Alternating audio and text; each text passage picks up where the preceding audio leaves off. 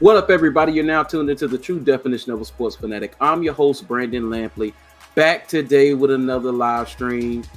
Fresh out the gym. I'm feeling froggy, feeling strong. It's good to be back in the barbershop once again. You missed last week, but hey, we back at it. Man, between Detroit and Miami, though, I mean, I was sold before, so I'm not. This is not breaking news. I was sold before. Of course, once again, Calvin Ridley is the real deal. That catch was insane. I thought he was out of bounds. I was even like, I was like, nah, he out of bounds. That's not a catch. And sure enough, he was in bounds. But man, everything I saw outside of the Bigsby fumble, which Bigsby fumbling is fine. He did in the preseason. Hey, chin the ball, son, high and tight. Those guys play and they get paid too to get the ball out your hand. So, he'll clean that up. But everything I saw, man, it's like they got whatever they wanted. I mean, they went right up and down the field and got whatever they wanted. Backups, once again, the young guys played well. I mean, you're talking about a defense that, a lot of people hate the term bend but don't break. But this defense doesn't have to be all world like we talked about. They could be bend but don't break. Hey, be good. Once you get into the red zones, get in the red zones, hold them to field goals, turn the ball over, get sacked the quarterback. That's all you have to do. Because this offense, health, we're going to knock on wood. They're healthy. We're talking about a top 3 offense, possibly top offense in the entire league. But once again, I got my co-host with me, Mr. Reid. How you feeling today, sir? Feeling good, man. That optimism, when you... Let's go back to some of the things you said, man. This is the first preseason that they've been undefeated since 97. So what did they do in 97? Did they make the playoffs? I believe they did. Yeah. No, I think they made the playoffs in 99. Yeah, I think they did. I know they made it in 96, and we'll always talk about that 99 team, but yeah, man, I agree with everything you said, man. I mean, you look at their offense, it kind of you got to get used to it. Because you do. I'm not used to seeing a high-powered, high-scoring. Trevor got options at tight end. Yeah. He's got options at the backup running back position with Tank. I mean, and we're not even talking about the front line guys. I mean, Ridley, guys like that. I'm impressed with the depth on their offense and all the weapons that he has and their ability to score. I mean, it's been impressive, and I just think you have to really say that, man, this is a season it warrants to be excited. We have no idea how good they're going to be. Everybody can forecast. They might get 12 wins. They might get 10, double digits. I think they're on their way to that. But, man, it's exciting to see that the even the preseason that this team unless they have a whole rash of injuries, there's no way in the world that this team, this offensive unit is not going to be able to get that ball in the end zone. They just got too many weapons, and that's a good thing. Yeah. Yeah. I mean, when the backups can dominate and score, and you look up and they got 30-something points, and I mean, it's good to see a Jaguar team that's high powered and explosive, because we've been waiting on that for a long time. And long time. I mean, every step is in the right direction, man. And you talked about what you talked about, Tank Biz. I mean, he fumbled, yes. but man, I saw him truck a couple of linebackers, and I mean, running hard inside. And then you got, you look at ETN, and he's doing it. Tank doing it in the middle, and that's just the ground game. They're going to get whatever they want in the ground game. It looks like they're going to get whatever they want. I mean, you got Brenton Strange and Luke Farrell. Yeah. You're going to get whatever you want on the edge, because Luke Farrell has been he's been overshadowed by, of course, Ingram, by Brenton Strange, by Garrett Prince, and for whatever reason, and probably you could say for good reason. But from what I've seen from him, dude, we always knew he was a blocker, and they said they saying he's basically man-hurts, but he showed that he can actually catch the ball. Like that, he showed he can actually catch the ball. So nobody's saying that he's going to be Jason Witten or anything. On the edge, it will be there. That's how good the tight ends are going to be. Man, I tell you what, I saw one play where it was Tank up the middle, but man, I saw Ben Barch throw a zone block. Like he wedged, and man, he just drove the guy to the opposite side. I ain't seen Ben Barch block like that, and it was his first game back since he was out.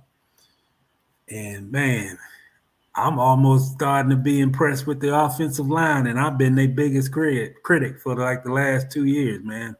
I will say this: their offensive line coach he's good. There's no question about it. Because the one thing that marks good for any assistant coach is the amount of progress you see from game to game. Even in the preseason, man, you can see guys like, man, who is this guy? And then you look from the first week through the third week, and they still out there on the field. I have no idea who number 60 is, but I saw I remember the opening game, man. Number 60 would look like he was looking for somebody to block, but didn't want to block. And then I saw this kid on a play Saturday where he's looking downfield and knocking, a run play, and he looking for people to power to the ground, man. I don't know how many pancake blocks that offensive line had in that game, but they had. I mean, I feel, and it's based on preseason, but I say this, man, on both sides of the ball, this might be one of the most physical Jaguar teams that's in the last 10 years. Darrell Williams, number 60. Darrell Williams. I mean, they don't wait. They don't anticipate. I mean, they go and make contact. When it don't look like there's a seam, you go back and watch some of those games. Plays that was made Saturday, man. I mean, it's like, man, where's the hole? And then there's this, just enough crease for ETN to get in or Tank to get in, because those guys are zone blocking, and man, I think we got a lot to be happy about. Hey, Nesco had to bring him up. First it was Taven Bryan, now it's Chason. He say, okay, I came to the conclusion that Chason will still make the team. Wow. Yeah, I think it was a pipe dream as far as him being gone. The only way Chason was going to be gone is if they added more veterans. Like if they had added a Clowney or a Melvin Ingram, a Leonard Floyd, or Ngakwe, or any of those guys, then it probably would have been a wrap for him. But he's number 3 on the depth chart, right? Is Josh Allen, Trayvon Walker, and then it's Chason. He's absolutely going to make the team. And they're anticipating him having a better season than people think. Of course, nobody outside of the building expects anything from K'Lavon Chason, but those inside the building are optimistic. They think that this is his year. He's going to be, better. He's going to, may not realize his full potential, but he's not going to be 3 sacks 3 years the last couple of years. So we'll see. It is what it is. But one of the things I noticed is, man, ETN looked deadly, man. He looked like, because he's always been a bit of a slasher. And man, it looked like when he made a decision to get upfield, he got upfield very, very fast. And part of that is, him being in the second year in the system, that injury that just usually that a lot of times could end a career, that a Lynn Frank injury. But one of the things I know is a motivating factor for him also. And, guys understand, guys see it. They're not blind. That good old competition. Tank Bigsby is right behind him. So what ETN has to do is, if he don't want to come off the field, you got to give him a reason to keep you on the field. Because when Bigsby get in on the field, he's giving him a reason to give him the ball. I mean, it's just what it is. No. Let's go back to the guy I like to talk about a lot, which is K'Lavon Chason. When the head coach, I like Doug Peterson, but when he makes a statement to say he said today he's going to be our number 3 outside rusher. He's going to have to play, and he's going to have to play at a high level. I've been pleased. This is what I disagree with. I've been pleased where he's at. Yeah. Come on, man. Yeah. Close is not good enough in this league. And this is the only problem I have with the Jaguars is when it comes to not admitting your mistake early enough to do something to improve the roster. Because this is basically, it's not Doug, it's the GM. And they want to get what they feel is value for a decision. And it's not solely,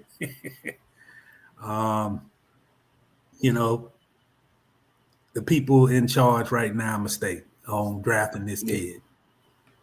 But, hey, man, if you know football, which we do, we know that if you have not shined yet and you going into year 4 and you're hoping that he can elevate himself to a level that's, that we don't have to talk bad about, then that's not a first-round pick.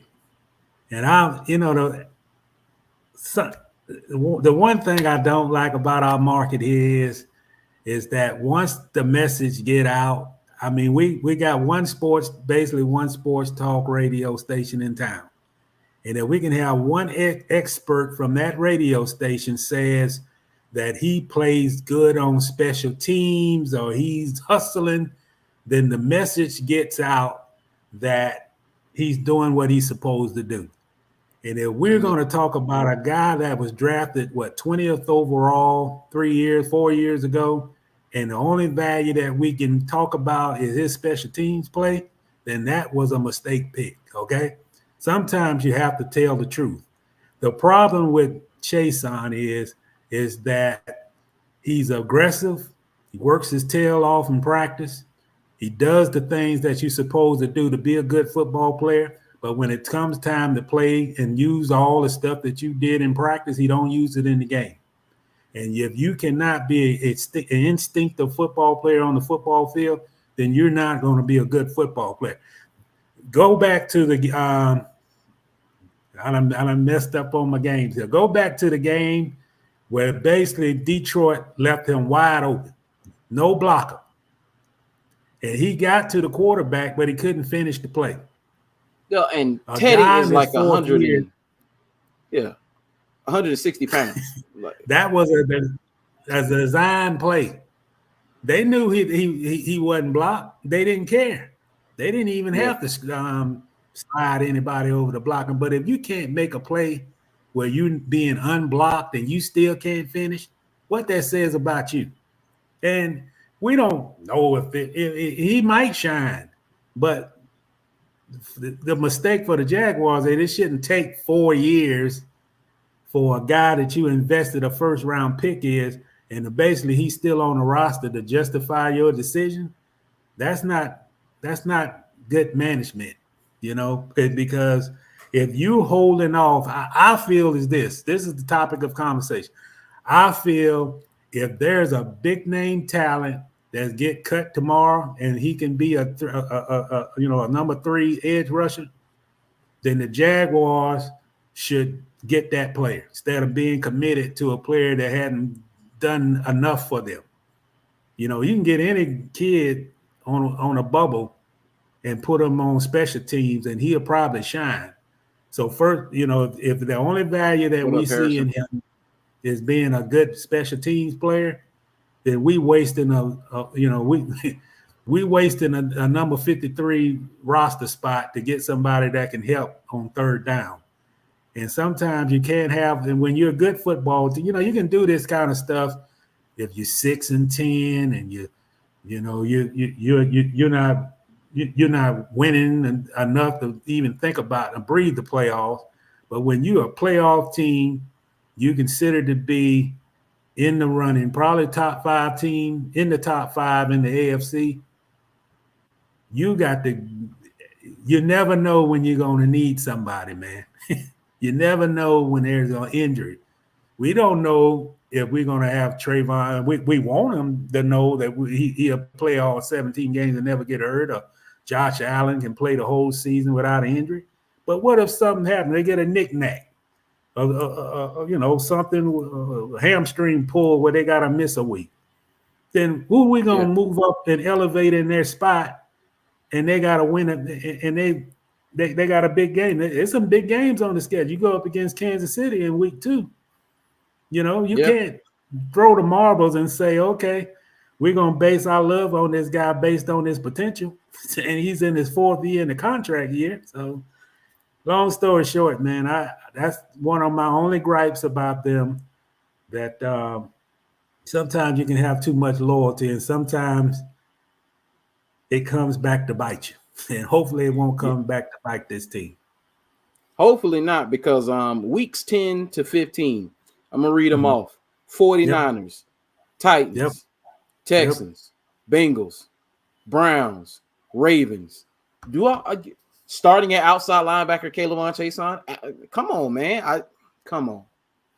No, absolutely not. Now, I get it. They got faith or whatever. I understand or whatever, but and then this is what's going to look bad. And I hope they just make the move and don't have pride and not want to look bad. But let's say, knock on wood, something does happen to your top 2 outside linebackers. Mm-hmm. And then when that happens, something does happen, they go sign a veteran to bring in like they should have did in the first place. Oh, man, could you imagine what the takes are going to be? Oh, man, I already know what I'm going to say. I'm going to say, oh, you did what you should have been done, but, it is what it is. So, let's see. But let me get some of these comments. Unless they talk about Lucky, somebody is praying for that man. They have a direct line to Jesus. What up, Harrison? Yeah. I just got to make time, dog. But I got you. Don't worry, man. I got you. Direct line to Jesus. It's a Ness. Yes. Let's say that statement from Doug Peterson made that man go get him a Superman costume extra tight. Chaisson is Bobby Boucher without the water boy. My mama said. My mama said. Yeah. He said, trust and believe if Chaisson is in the game, the other team will target him for sure and run plays right at him. I would all day. They're going to do like Detroit. Leave him wide open, run the play to the opposite side, and let him bounce off the quarterback instead of tackling him. That's what they're going to do. Yeah. So, but hey, it is what it is. But man, from just watching the other night, and the or injury. I forgot the player who got injured. The injury that stopped the game and suspended the game the other night. I have no issue with stopping a preseason game, just like I think it was Patriots last week and a week before last, and then Jacksonville, the Dolphins, they canceled their game and didn't play the rest of the game. I'm fine with that because it's a preseason game. You know, it's what it is. But I don't know. I think it sets a bad precedent because you're not going to be able to do these things when the regular season gets here. Yeah, okay, somebody got hurt, and Damar Hamlin basically died and was brought back to life on the field. Okay, got it. Mm-hmm. It is what it is. But going forward, you're not going to be able to do those things. You're going to have to continue to play the game. I don't want to hear about, because they were talking about the players and their state of mind and how they felt and them not wanting to play no more. Okay, so you have a job to do. You have a game to play. You knew the risk when you signed up. And I know this sounds cold. It is what it is. It does. But that's the truth. You're not going to be able to do this in the regular season. So so let's say they have like a check system. So it looked like they went through their check system the other night. You seen the officials congregate. Then the two head coaches came and joined them. Then the two player rep union reps for both teams came and joined them. And I guess they went through their checklist of things, talked about it, whatever, decided, okay, we're going to squash the game. That's fine for a preseason game. But once the regular season gets here, you're not going to be able to do that because you're not going to pick games back up. You're not going to replay games. The schedule is too tight. Bengals and Bills couldn't do that. And then they was going to have the weird game if the Bills and Kansas City made it where they were going to have to play in Atlanta. You don't want to have to do those things. And then let's just take it from a business perspective, Mr. Reid. If I'm a network and I'm paying millions upon millions of dollars to air one of your games, and you cancel that game on the night I host one of your games, I'm going to have a problem with that. So, I mean, where does it stop? Because so week 2, something happens, they're going to cancel another game? I don't know, man. What do you think, Mr. Reid? Well, I think, to me, my opinion is this. I don't value preseason games. And if it's the value of the preseason games is enough to cut the cord and don't play the rest of the 8 minutes left in the game after I done paid a ticket, $40, $50, $60 or whatever the amount to be, and it's not worth to play the final 8 minutes, then why am I paying for the ticket? I think what they should do, I mean, I know there's been a debate, but maybe preseason games have outlived their worthiness. I mean, if the game is all about protection and, protecting the player and, making sure the player be available for the regular season, then maybe it might be time for just to have joint practices against, hey, if you got a team up the road, say like the Jaguars need to have a joint practice with the Falcons or Tampa Bay or somebody like that, and, to have a live scrimmage that fans can come out and watch a little bit, then maybe that might be where they need to go at instead of preseason games. Because if the NFL is putting that much attention, concentration on protection of players, then maybe the answer is get rid of the preseason games. I mean, what are they valued at? I mean, what is the real value of preseason in the first place? I know they talked about, it used to be 4 games. They went to the 17-game season and cut that one preseason game, and now it's a 3-game preseason. But what is the value, man? I mean, if I go to the game and I saw some seats for that Miami game, about $160, I think I saw some about $240. If I'm gonna pay $240 to go see a preseason game, and I don't see all the minutes that should be played, and they done cut it with 8 minutes and 30 seconds left to go, I feel cheated. Now you know me, I am not the fan who loves his local team so much that I won't criticize him. I criticize them for their food prices, and I criticize them for ticket prices for preseason games is too steep, and they should come. If you buy a season ticket, then so be it for the person that's buying it. But maybe they should have something with that season ticket holder where he can get extra couple of tickets for preseason games he want to give to his buddy. There should be some perks. But if you're going to cut those games for, I mean, and I respect anybody who on that field and not moving. Yes. But by the time they brought the stretcher, he was moving. He had regained movement in his limbs.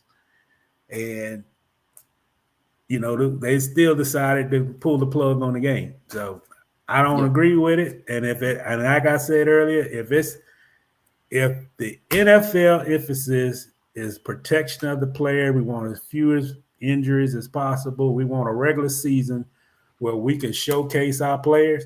Then get rid of the preseason game, because as you said, there's no way, because this is the difference between preseason and the regular season. The coaches can agree without having to call a commissioner to not to play the rest of the game.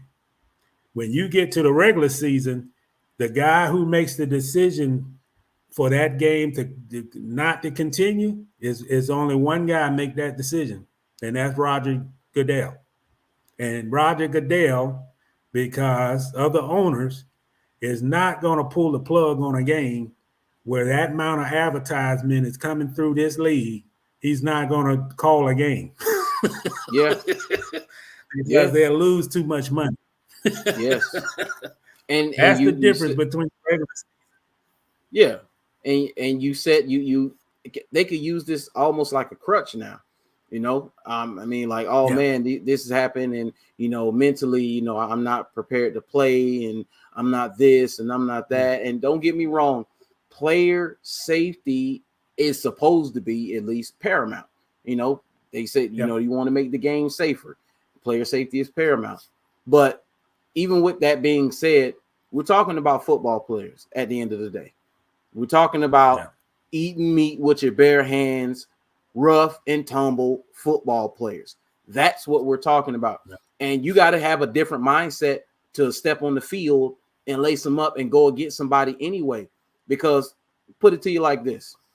Football is the only sport as far as physical contact sport like this, outside of basketball, baseball, hockey, soccer, all these other sports. There's the one sport where it is guaranteed at least one person is not going to be able to compete the next week. They're going to get injured to the point where they're going to miss some time. That's almost a guarantee every single game, every single time you step onto the field.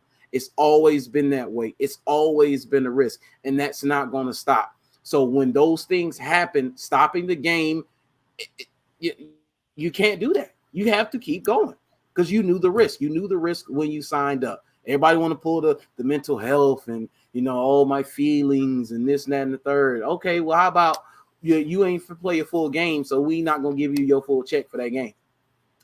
Hey, they'll be real quick. Say, hey, lace them back up. Hey, dry your tears up. Let's go. We got to get back to this game real fast when you're talking about dollars. I mean, just what it is. Yeah. Bottom line is football. People get hurt. People get hit. People get tackled. And it's been happening for a long, long time. And that's not going to change. Whether all the protections are in, you can't touch the quarterback. You can put all the protections, change the kickoff rules.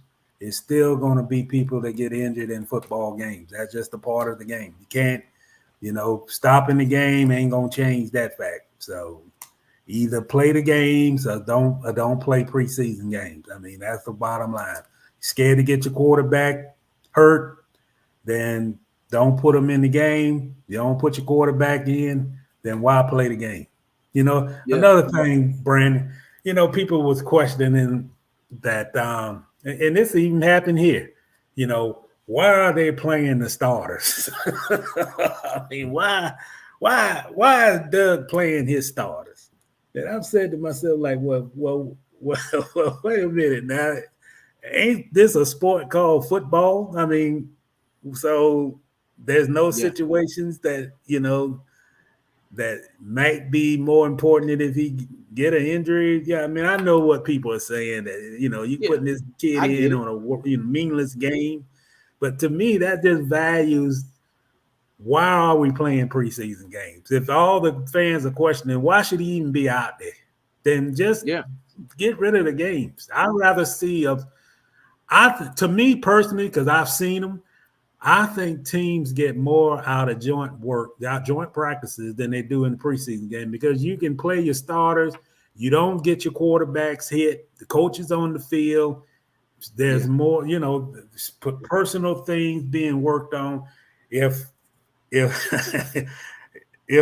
Caleb Von Chason have a good practice against the third team tackle for the Jaguars, let's see what he does against the third team tackle for the Detroit Lions. I mean, you can get a better scope of where your talent at, how well they are, and you can get a better assessment of the player by going up against another team. And why just do it in a joint practice where everything is scripted, less injuries, I think, and you can get a better assessment of the players than going. Another thing. Yeah. I saw ETN get injured on that play against New Orleans in that opening preseason game in last year. When he got the foot injury in his rookie year. And just think, he didn't have to play that game. This kid would have had a rookie season. Routine play, he went around the corners, misstep on the turf in New Orleans. Yeah. And it caused a Liz Frank injury. So you lost a good young linebacker. Ventrell Miller is done for the season with a torn Achilles. Done for the season.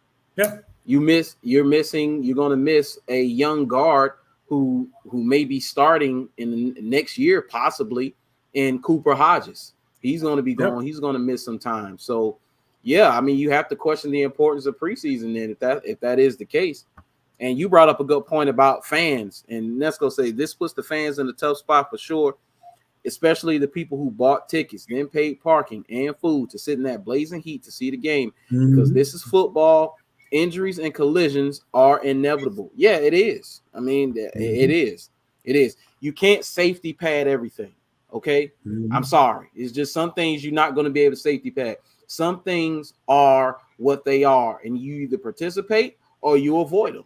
But you can't change everything. You can't make everything safe for everybody. Everything is not for everybody. NFL football is not for everybody. It's only a small fraternity of men that have ever stepped on that field and put on that helmet in the NFL. It's just what it is. And one more thing to this. The NFL don't give refunds.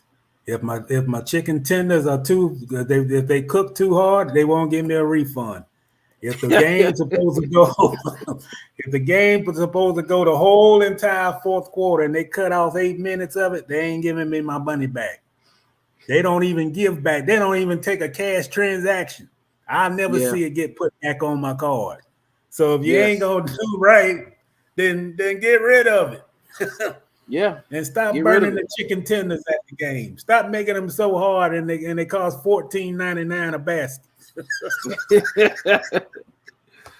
Oh man. Oh, Ness, you better not do it. He said he's gonna be bold and get a Chase on jersey. Oh, you can't get a refund, brother. You can't get your money back on that jersey. And they probably ain't got it. You won't find one of those Chase on shirts on the rack because they ain't sold in 4 years. It might be a few of the family members down in Houston where he's from probably got them. You might can find them at a Houston store. You ain't gonna find them in Jacksonville. Yeah. The man that made number 45 obsolete.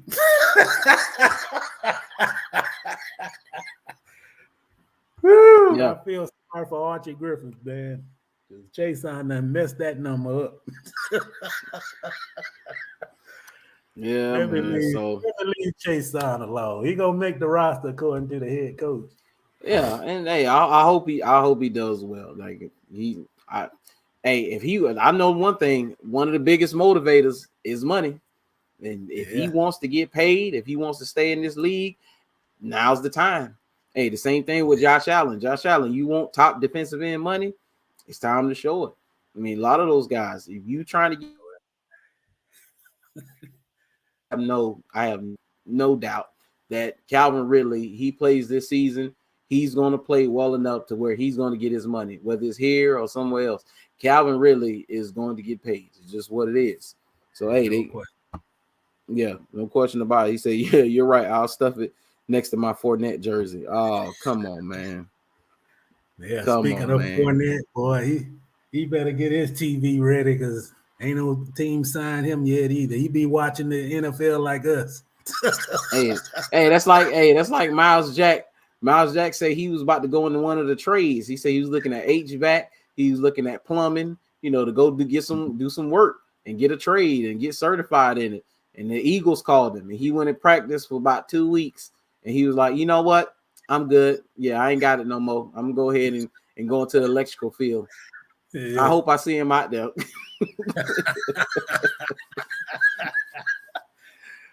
Yeah, man. The not for long league, man. They don't call it the NFL for nothing. Yeah, man. So it is what it is. But we're gonna move forward. We're gonna talk about some of these NFL roster cuts, and of course, we always have a media and a fan favorite darling from time to time. Before Mr. Nathan Rourke, of course, we all know it was Minshew. Minshew was the dude. Now it's Nathan Rourke, and they released Nathan Rourke. But I don't think he's going to clear waivers because they're going to try to stash him on the practice squad. I don't think he's going to clear waivers, especially with a place like the Cardinals releasing Colt McCoy. I would not be surprised if they brought Rourke in. Now, if they want to tank like they most likely are doing because they want Caleb Williams out, they need to stay away from Rourke. Because Rourke he's going to mess up the number one pick if they bring him there and he's able to play and get better and better and better. Because I think he has potential. I don't know. I think they may want to stay. They may want to stay away from that if they want Caleb Williams.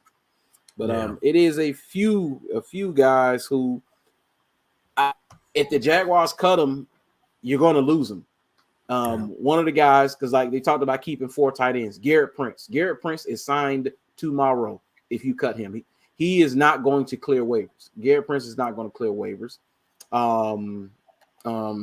Like I say, Rourke is a lot of some of those wide receivers like Tim Jones and Cook. You cut either one of those two, they're not going to clear waivers. Somebody's going to sign them. I think, but this is the thing. This is the issue that you have when you have a good roster. This is a good problem to have, meaning some guys they want to keep. Hey, he's going to get caught up in the numbers game where, hey, I got to keep this over here. I got to keep that over here. Now, Shaq Quarterman looked like he was on his way out, but now with the injury to Ventrell Miller, Shaq Quarterman is still on the team. And let's say safeties, they were going to keep 4 safeties. Of course, you got Rayshawn Jenkins, you got Cisco, you got Dewey. Now, and you got the rookie Antonio Johnson. Daniel Thomas is a 5th safety. Are they going to keep 5 safeties? Who knows? I mean, maybe not. Because like if you keep a 5th safety, who are you taking away from another position that could possibly be a position of need? So they're in the numbers game, and it's going to be very, very tough to cut this roster down to 53 because I know they like a lot of their young guys.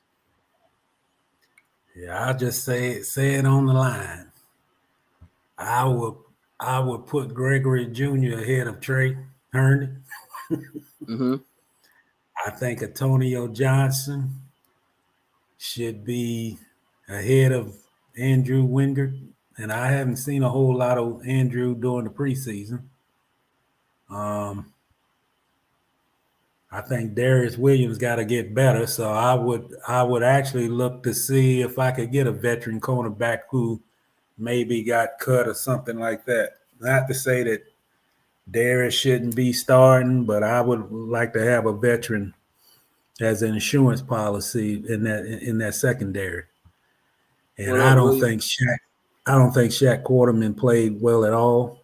I think he's a little overweight, but Ventrell Miller is hurt, so he kind of backed into a roster spot. But I'll be honest with you, I wouldn't be shocked if they go out and get a veteran.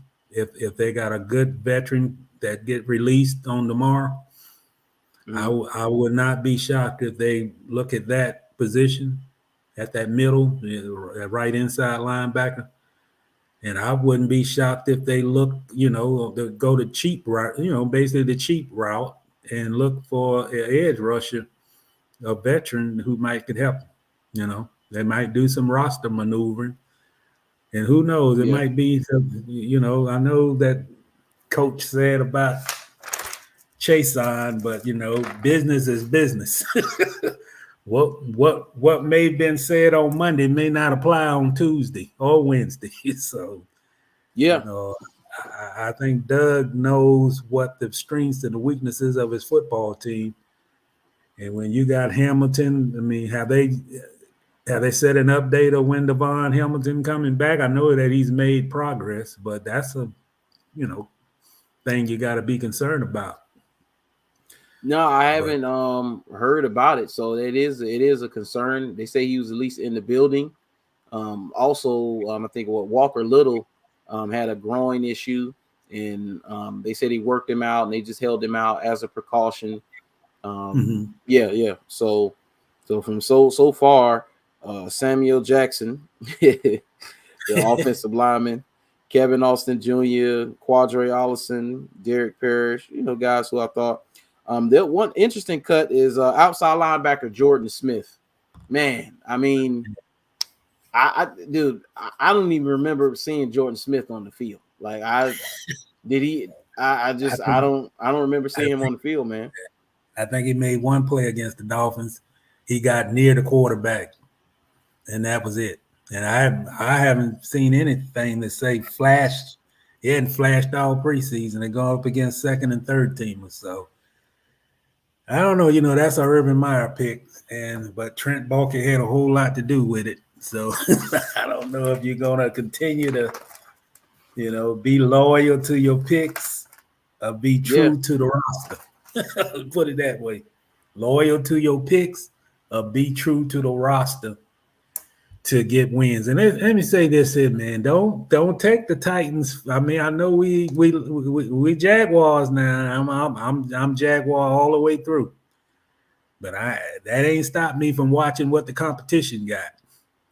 And don't think that just because I always gonna have concern about the Titans, man. I don't care what their season was last season and all that crap. Yeah, you gotta respect them, and you have to.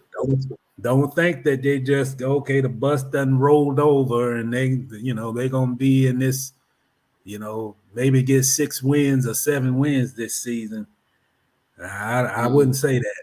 I think the Jags got a better overall roster, but ain't no way in the world you can take that team lightly, man. They play hard, they physical, and they still get after you, and that probably still going to be one of their toughest games on that schedule. So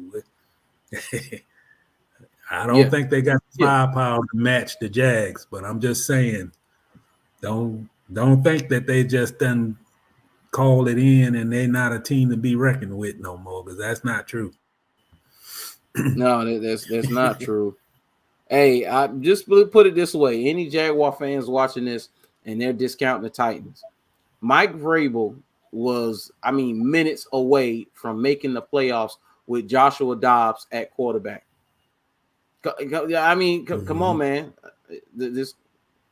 Just hold your horses. Now, I get it with Indianapolis, starting Anthony Richardson, no Jonathan Taylor, got it. Houston are what they are with CJ Stroud, got it, cool, okay. But the Tennessee, man, I would not. It ain't over till it's over.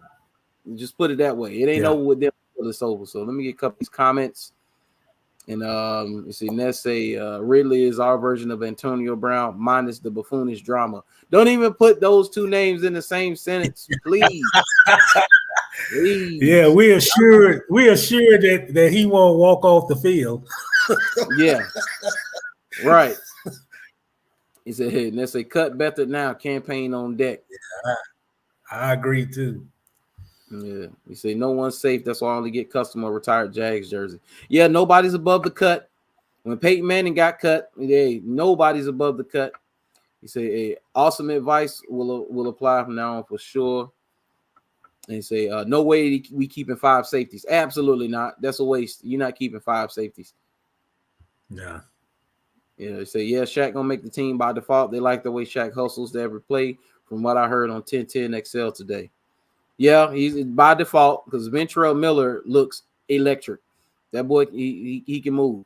See, middle linebacker and nickel corner is our biggest need. Someone will slow down, who will slow down these tight ends.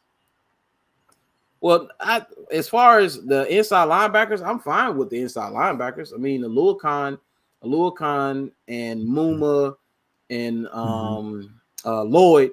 I mean, they're fine. Right. Those aren't going anywhere. So they are what they are. So whether it's scheme or whatever, you're going to have to figure that out. As far as nickel is concerned, I mean, in the past, you've had a guy like Tayshaun Gibson. Tayshaun Gibson was absolutely excellent at covering tight ends. That was our guy when it came to covering tight ends. I mean, I agree. You do have to find that guy. And that guy could possibly be Antonio Johnson. Antonio Johnson could possibly run with tight ends. He's physical. He's got the size. He has a unique skill set, raw talent. He could possibly develop into that guy. But as far as right now, I mean, it is what it is. I'm putting it on the defensive coordinator to drop better schemes and make better plays and scout better against tight ends, because what Travis Kelce did to them, like, it was absolutely egregious. Like, I mean, it's just it's what it is. So those things, of course, those things have to change. So I think you have what you need currently on the roster in order to get that done. I just don't like having a cornerback where you gotta basically play zone to isolate his weaknesses. I don't like that. I mean, if you can't be a man who can isolate, because, there are going to be some situations where you get schemed in a way that you're going to be forced in one-on-one coverage. And if you can't stay in front of the guy, then that's going to be a problem, because every team scouts you. Every team know your weaknesses. Every team. You can't have a nickel corner who get beat for big plays because he can't basically cover in one-on-one. I mean, he got to be, you either got to get safety help over the top, or you got to play zone. And the one thing about this defense, they're gonna have to be a better zone coverage football team. In reality is you just got too many people that can make plays in this league, and maybe you have to play zone. You just you can't get isolated always unless you're on the outside. And then you got Tyson Campbell, who I would probably isolate playing one-on-one all the time and have the rest of the guys play zone. But that's my only concern about that nickel corner spot, man. You can hit, he can hit, but there are going to be some plays that's not by design that he's going to get isolated in one-on-one coverage, and you may not can bring that safety over the top to help him, and that's a liability. You don't need liabilities. If you got somebody that can cover and that can hit and is physical, that I don't care how young he is, if he can make plays, then he needs to be on the field. Yeah, absolutely. So we will see how things shake out. I don't think they're done with the roster, though. I think how many moves do you think Balky is going to make depending on who's released? Now we know you can't forecast who's going to get cut, and guys who maybe like guys who have real value get cut. in those scenarios. You don't know as far as that, but I don't think Balky and Doug Peterson are done putting this roster together and adding pieces to this roster. I think a few guys are going to come available, and they're going to make a run at a few guys. Yeah, I think they should. I think if you got a, let's look. There's some good teams that's going to cut some good players that it just didn't fit for what they have. And if you can get a veteran at a discount price and he can help you, I say go for it. I don't care about loyalty. Yeah. I care about winning. If you gotta, I say this though. I really feel that they need to get a third. They need to get a third rusher. They need to get a guy that can come in and play behind Walker and Josh Allen and not gonna complain about having to come off the bench on third down or whatever it might be.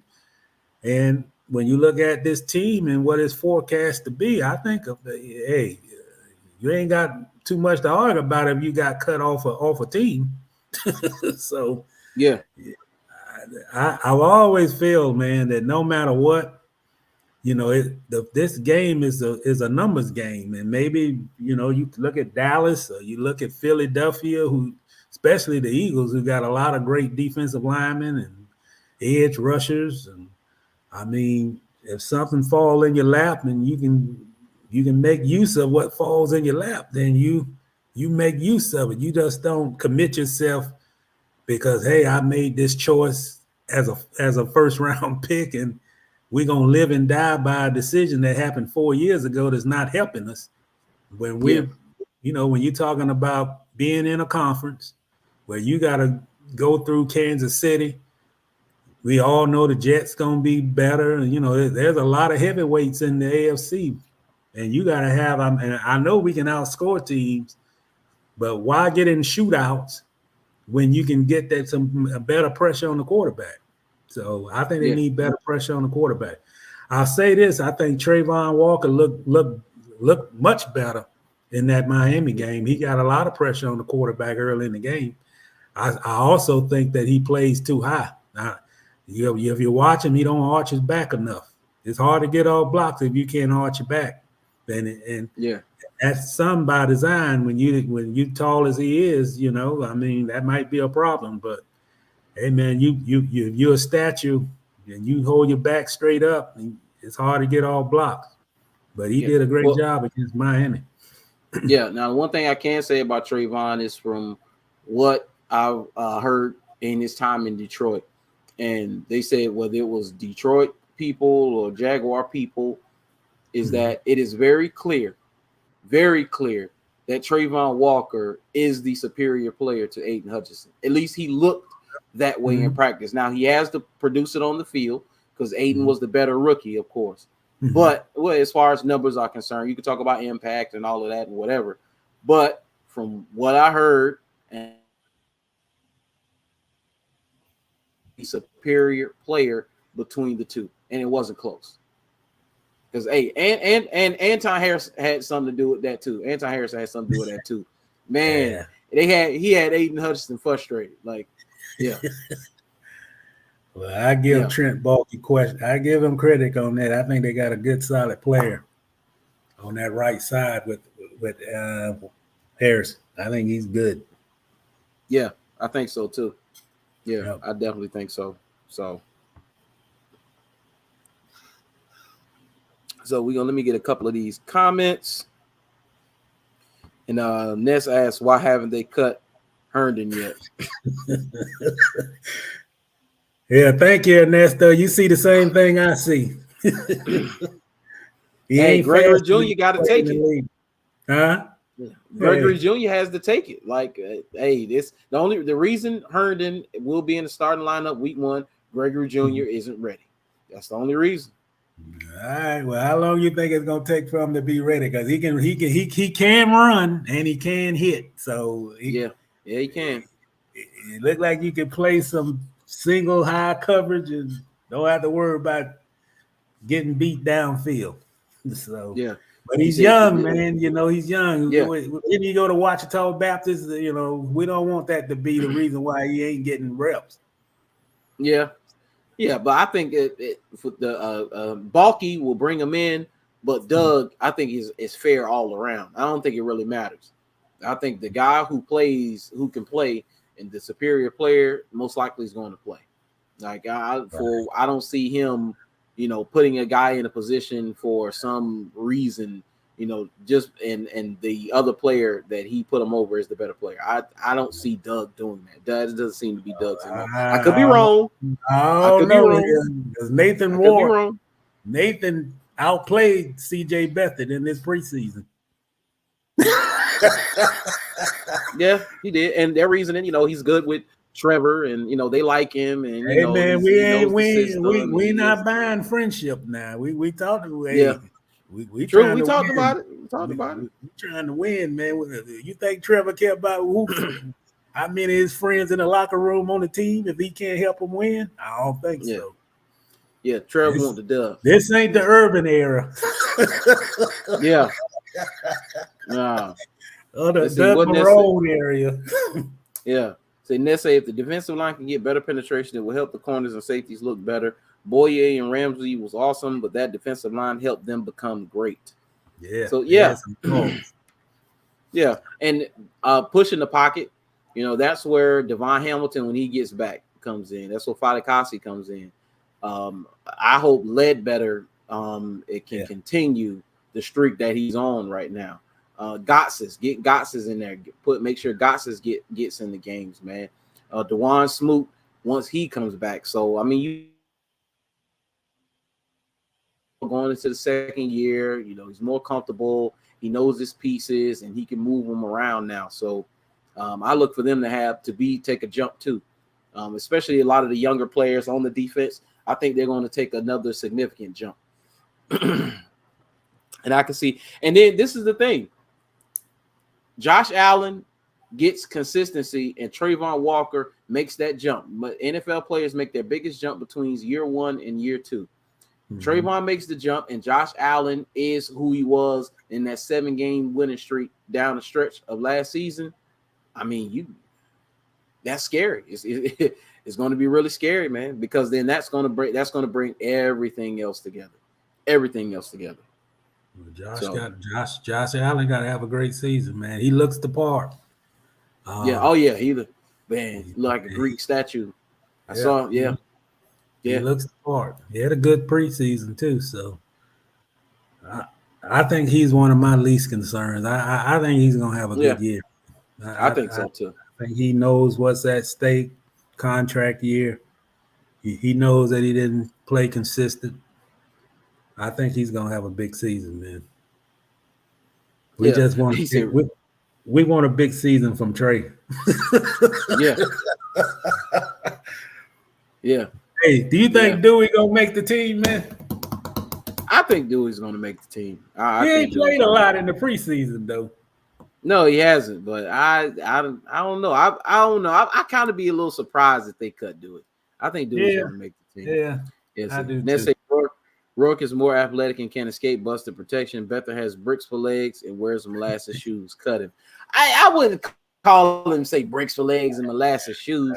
Okay, Nathan Rourke. Let's say he can move like a sports car. Okay, CJ can move like a go-kart. I mean, so he's still moving. He's still moving. CJ got to work on his accuracy, man. He made a nice throw downfield against the Dolphins, but boy, he ain't been accurate for the preseason. Yeah, but so I don't know. It is what it is. So, we talking about CJ. If we talking about CJ Beathard in the regular season, we might as well start talking about the draft. Yeah. We don't want to talk about any backups. Yeah. Let's talk about who the guys coming out. Let's talk about Jared Verse or something like that from Florida State. Let's go ahead and start talking about him and bringing him to Duval. Let's see. Oh, yeah, you talking about just because his name is Dewey. He say facts. Well, for sure. But man, we're gonna leave it right there. And we're gonna talk about Trey Lance. And I like Trey Lance coming out of North Dakota State. I knew he was gonna be raw. I knew he was the project and I knew it was going to take him some time, but I thought San Francisco was going to be somewhere he could flourish. And man, I'll tell you, that's just not the case. And I don't know if that issue is a Trey Lance issue fully. Now, he holds responsibility for his career, how he performs and the things he does. Of course, I wasn't there. I don't know how he operated. I don't know what his work habits were, study habits. Don't know. Hopefully he wasn't like Kyler Murray, who didn't watch film because he said the game is so slowed down that he can anticipate what's happening. Let's hope he didn't have that mentality. But outside of, that, you have to put some responsibility on Kyle Shanahan and John Lynch. I mean, let's just take it back to 2017. Let's take it back to 2017 when they traded for Jimmy Garoppolo. Mm-hmm. Jacksonville went to San Francisco, all big and bad. I mean, we busting people up, and San Francisco mopped the floor with them. I mean, mopped the floor with them. They didn't know what to do. I mean, you got Juszczyk over here, you got running backs over here, you got receivers over here. Like, and it was like defenders were fighting each other on the sideline. That's how bad it was. That's how good of a team San Francisco has had since 2017. One of the top, you could say top 3 rosters, if not the best roster in all of football for that many years. And they squandered it by the moves they made at quarterback. It is an absolute travesty what they've done at the quarterback position, and have wasted such a great roster, because they should have at least one title right now. At least one. At least. That's how good that roster has been. And then for them to do this to Trey Lance, teams have zero patience now. I mean, it's like you see, okay, I get it. You see a Russell Wilson come in. You see a Ben Roethlisberger come in. You can even take it back to Brady. You can say you see Brady and how quickly Brady developed and he became who he was. You looking at Patrick Mahomes and how quickly he stepped in his first year starting and he comes in and do what he does. You look at Josh Allen, you look at Lamar Jackson, you look at Joe Burrow. Okay, you look at a lot of guys and you see, you even Trevor Lawrence. Look at his second year and what he's done. Like, man, these guys are performing. So my guy's not performing, I'm going to move off of him. Well, it's just not so long ago where you had a Peyton Manning who didn't win his first playoff game until his 6th year in the league. I mean, the quarterbacks winning titles is a older quarterback game. Patrick Mahomes is unique, okay? And you think of all of the guys who have won championships as young quarterbacks, look at the roster that they were on. The teams were great. Not just them, the teams were. And now you have zero patience for these guys. And not only that, you sold the farm for Trey Lance and you got potato chips and Gatorade back for him. Like, it's absolutely ridiculous. This is, and it's, and Peter King talked about it. He say it's impatience. He say, if I'm the owner, Jed York, he say, I'm putting some guardrails on Kyle Shanahan, and he gets a lot of this blame too. Yeah, no question. I mean, first of all, who gives up 3 first-round picks with nothing to show for it? Yeah, 3 years later. I mean, that's the first mistake. Yep. And the second mistake is, man, if you go back to that draft, this, if he was drafted during COVID season, he hadn't. I think the last year he was at North Dakota State, they played. I think he played 2 games. I believe it was something like that. And man, did you really? What up, Andrew? Do you really draft him? Do you really move? It's not so much drafting, but do you give up as much as you gave up to get a guy? Yeah. I mean, that's where they made the mistake at. I wouldn't have had a problem drafting them third if I had the 3rd overall pick. Yeah. But I'm not going to give up 3 first-round picks and I don't know what I got. I mean, that's the first mistake they made then. And when exactly what you said, they don't have patience, but hell, they didn't have patience when they drafted him. Yeah, they didn't. They didn't. No, they wanted him in there when Garoppolo was still clearly the guy. I mean, yeah he's here, but Garoppolo is still the better option. And they wanted him in there. And I do get it, because some people in Jacksonville who are fans of the Jaguars, we could point them out because the tweets are still up there. The Facebook posts are still up there. I can go to any of these Jaguar groups, any of these pages, and you can see all the hate Trevor Lawrence got. You can still see it. Yeah, I remember. You can see it. I mean, the kid had only had a year, not even a full year under his belt, and he had to deal with he who shall not be named debacle. And dude, they were ready to get him up out of here. Speak of which, real quick, change the subject just a little bit, real quick. I heard about the Urban Meyer era at Florida. I have not watched it personally, but from what I've heard, I'm probably not going to watch it because there's so many storylines that they did not cover. And hey, listen, Gator fans, Gator Nation, he happened. You can't wash the history away. Aaron Hernandez was a part of your school. He was a part of the team. Stop acting like he wasn't there. I need all the stories. I need everything. I need all the details because he was allegedly caught a body while he was there. I need to know about all of that. Not just the stuff about Tebow and stuff about Urban and this little surface level stuff. No. 46 arrests while Urban Meyer was there. I need to know about it all. No. Don't just don't make it a Tebow and Urban Meyer praise show. I don't want to hear that. So until they make something better, I'm not watching that. Yeah, sadly, that's what they did, and I've heard through the grapevine that he wouldn't have been cooperative if it would have been the opposite of what they produced on that fluff piece. It looked like a Florida fluff piece. Yeah. Nowhere in that on that program that they had that Hernandez, shooting at cars on campus, which happened. Yeah. So so it is what it is. But back to what we was talking about, you had the fans wanting to get Trevor Lawrence out of here. So I don't know if the Cowboys situation is a great situation for Trey Lance. I know that he can sit because Dak is the guy, and Dak is going to be the guy for the foreseeable future. But I think, it could be a good spot for him. A change of scenery could be good for him.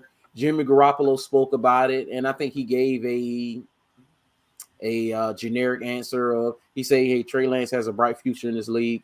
He didn't want to go into detail or whatever. He wanted to keep it classy and have some decorum about himself. So I got it. That's cool. But this is a chance for Trey Lance to, number one, do self-reflection.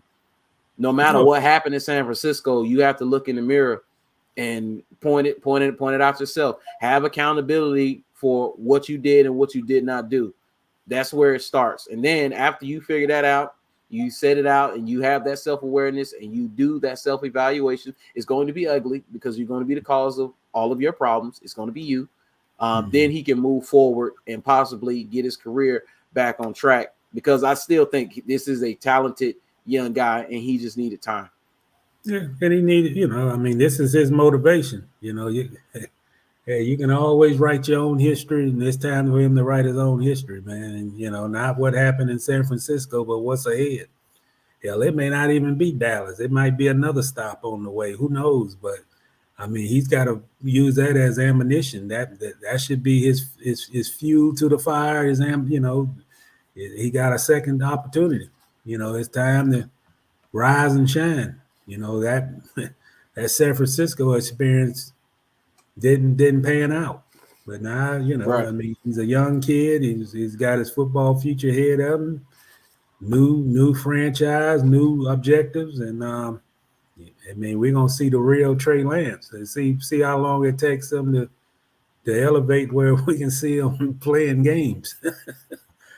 Personally, I don't know if Dallas the answer, but I don't know, man. I was kind of surprised that they used the 4th round pick to get him. So, yeah, I was too. Yeah, out of all the places that he could have possibly went, I was very surprised that that's where he went. So yeah, I like to know what Jerry Jones is what is he envisioning? I hope he's not using this as leverage to to pay Dak. You know, I mean, I know his contract situation coming up, so I hope it's just not a ploy and a plot for that. So, yeah, I hope not. So Gary is crafty, let me get, man. yeah, he is. Let's see. Let me get some of these comments. He said, Nesse, I disagree with them cutting him. I don't feel he had a fair chance. The coaching staff don't want him.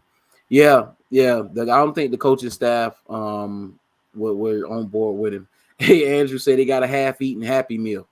That's what they got for Trey Lance in return. Yeah, I agree with that.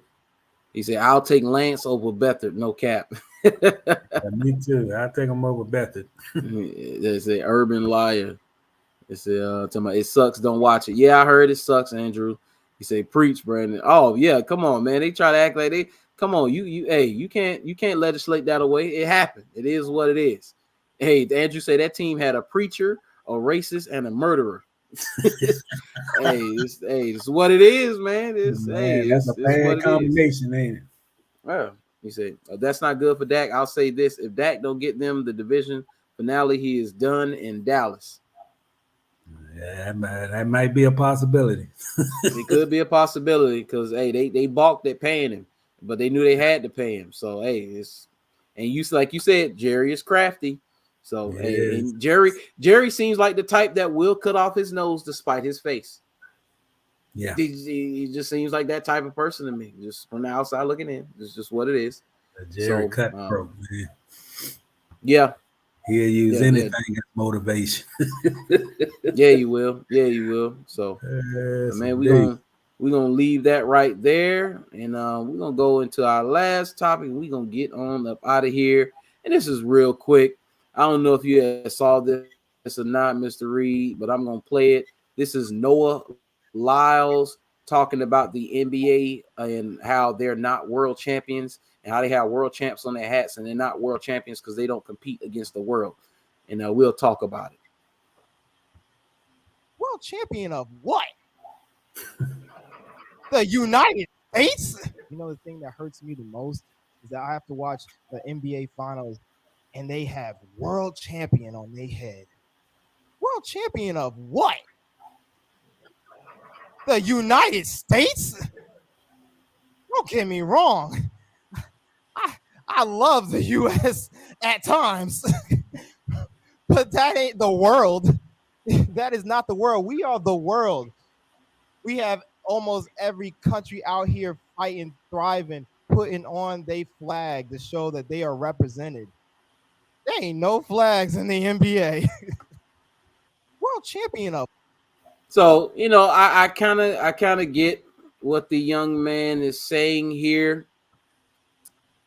But I'm gonna have to go ahead and squash him right now because the NBA is the top league. So all the best players in the world that play basketball, that bounce a ball, go play in the NBA. That's just what it is.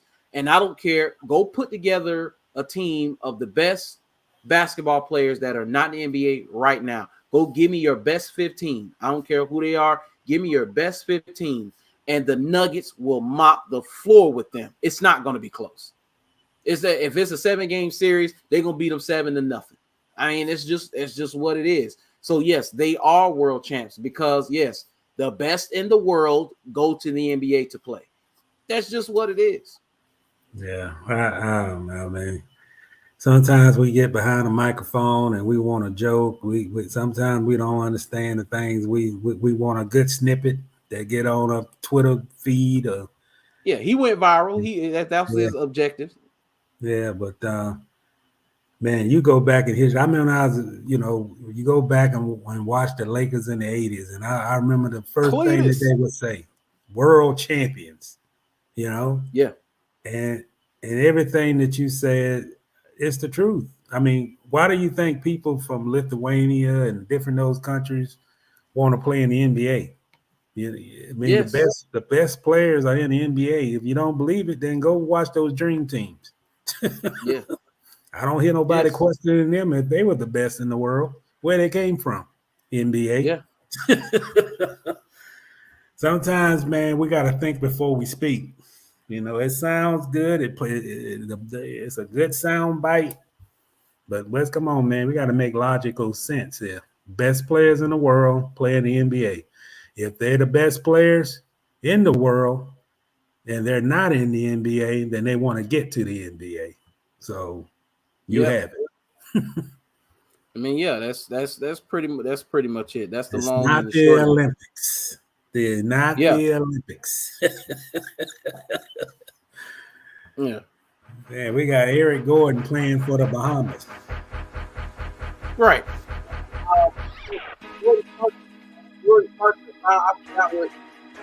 He fouled out the other night, and he was on the sideline. Looked like he was having a little bit of a breakdown because he fouled out.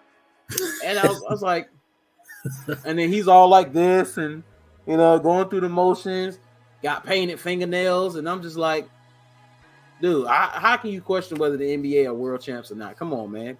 Come on, dude. Man, you got guys like Dwight Howard and Boogie Cousins. Dwight Howard had a 56 point, 21 rebound, 10 blocks. I think he had almost a quadruple double in Chinese basketball league, dude. And he can't even get on an NBA roster, dude. Come on, man. Yeah, Boogie Cousins. Boogie Cousins is going to beat any of them out there, and he can't get on the NBA roster, man. Jordan Clarkson, same thing. These guys mop the floor with guys around the world. If that's the case, why did Nikola Jokic, Luka Doncic, Manu Ginobili, all those guys, all these foreign players, Dirk Nowitzki, why did they come to the NBA then? Because what Cletus say? What up, Cletus? Cletus say this. What Cletus say? Cletus say yes. The NBA is the gold standard of basketball. Come on, we know that. Yeah, and it's been that way since 1946. Yeah, very long time. Oh Lord. Yeah. Noah Lyles had just smoked his press clippings, and it fueled his ignorance. Stephen A. got him straight though. Oh, I didn't hear Stephen. Oh, I gotta watch that. When I get off here, I gotta watch what Stephen A. said. I know Stephen A. went off. I know he went off, and I hope he did his YouTube channel, not on ESPN, because Stephen A. not doing ESPN is different. I like him better when he's not doing ESPN. Yeah, he got on. What's the kid in Chicago? Look, Stephen A., I can sit down. Stephen A. got him back too. Oh yeah, absolutely. So, man, but we are going to leave it right there. Oh yeah, Andrew said, I'm surprised ATL didn't go after Lance. I mean, they like Ritter. I mean, so I'm guessing that's just what it is. I mean, obviously, they really like him. I mean, so that's just what it's going to be, man. So, but we're gonna leave it right there, and I thank everybody for tuning in. Thank you for making me part of your day today. Make sure you hit the like button, share, give me a comment, subscribe to my YouTube and all my other stuff. It's free. It's just a click of a button. I appreciate you guys. Follow Mr. Reid on Twitter. And any last thoughts before we get out of here, Mr. Reid? Man, I'm excited for college football basically starting Saturday. Yeah. I'll be tuning in to see Colorado and Dion team against TCU. So we'll see. Yeah, definitely. What's that? Florida State LSU. I'm watching the floor. I was like, man, is LSU that bad or is Florida State that good? Like, man, but as we found out, both teams are pretty good. So we'll see what this year brings. I think Florida State they're pretty good. I think they're going to have a really, really good year. I don't know if playoffs are on the horizon for them, but I think they're going to be very good this year. And so will LSU be. I think so. And one more thing, man. I'm still shooken up about that shooting, man. I mean, I want everybody out there to be safe. Yes. I mean, we got some knuckleheads here in Jacksonville. I don't know what other way to say it. I mean, I was shooken up, but I mean, I couldn't even hardly watch that game after, I just felt that could have been me, could have been you, could have been anybody watching this show where you just go in there and grab some coals of charcoals or something, and something like that happened, man. So yeah, I'll be out there, man. Be safe. And things got to change in this town, man. That's all I can say. Yeah, absolutely. It's sad that these things go on. They had Sheriff TK Waters. He was on live, and the boy said in his manifesto straight up, "I hate N-words," and he said it live, and they couldn't bleep it out, but people needed to hear that. I mean, those things are real. I mean, I just like a few weeks ago, I was coming out of Springfield Scoops on Main Street. Got white guy roll up on the bicycle, older guy. He asked one of the people that was with us for $1, and dude told him, he's like, "Well, you got one more dollar than me," meaning I ain't giving you $1. And he was like, effing in. And I had to look around. I was like, "Is we in 2023?" I said, "Man," I said, "I could tell you done got beat up a lot in your lifetime," because it was a lot of us. It wasn't a few of us. It was a lot. He could have got beat to a pulp right down the sidewalk, and he was emboldened to say that to us. And while he's riding off on his bicycle, saying it louder and louder. So, I mean, these people still exist. Only thing that I can say is stay safe, keep your family safe, check on your loved ones. And for those, and then it's not for everybody, but for those who are thinking about it, even me, I'm going to get it sooner than later. Hey, get licensed to carry. And don't get it illegally. Hey, go through the paces, go take the class, get your conceals, do all those things. Because if just one or two people had been armed doing that, it could have been a different result, man. Yeah, man, I'm sad, man. I tell you, I'm still shaken up about that, man. A sad thing. Yeah, man. So, you see, next say Jackson State won their opener in dominating fashion. Oh, hey, they better praise Deion. Deion, the reason they did it. Give Deion his props. Cletus say, ignorance. Yeah, Cletus. Ignorance. I mean, it's what it is. He said, right, Uncle John, it's crazy to hate a race of people who were enslaved and legally brought to this country, and you hate them just because of melanin. Pisses me off daily. It's mental illness, Ness. To dislike somebody just simply because of how they look is mental illness, and you can't convince me otherwise. Because I judge you off the content of your character. I don't care what you are. It's about how you act. It's about how you present yourself. That's what it's about. So, I mean, and it's unfortunate, man. But, rest in power to those who are affected in the families. Man, we're praying for you. Yes, we are. Yeah. But until next time, we talk to you guys later, man. Yes, sir. Peace out, y'all. Peace out and be safe.